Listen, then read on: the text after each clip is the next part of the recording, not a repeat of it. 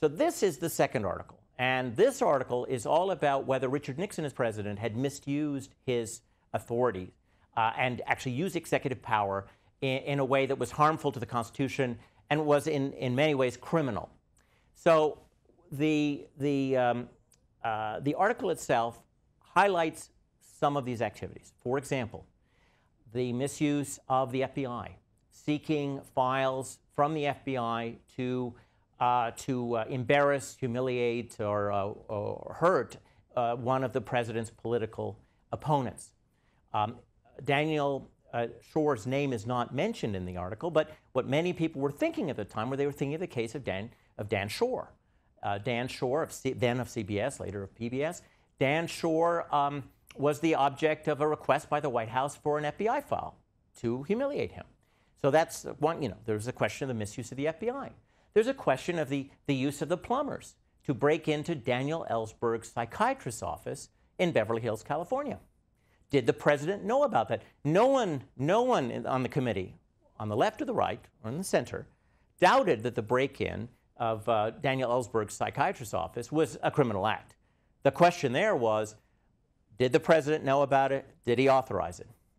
Then you have an issue of the IRS. There was John Dean had testified about an enemies list.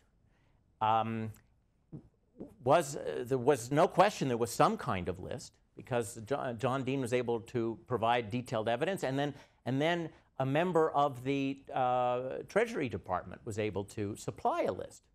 The question was there, to what extent did Richard Nixon create this list, authorize the listing of names for audits by the IRS? To what extent was this designed to go after his political opponents? Then there was also the question of the audit of Larry O'Brien, who was the head of the Democratic National Committee. What did the president know about that?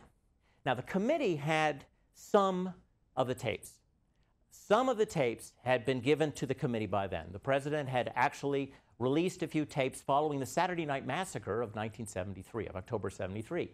One of those tapes from September of 1972 did show the president participating in a conversation about misusing the IRS. What some who wanted to protect the president were arguing was, hey, that's just one instance. In the heat of politics, people make mistakes. Can you really say that one rant on one day constitutes a pattern of abuse of power? And were the framers wanting us to remove a president, which is a dramatic act in a democracy, just on the basis of evidence of once saying the wrong thing? We can't even prove that anybody acted on what the president said. So maybe the next day, President Nixon said, oh my God, I had a headache, I wasn't feeling well, I didn't mean it. So there was evidence of presidential knowledge of some of these abuses.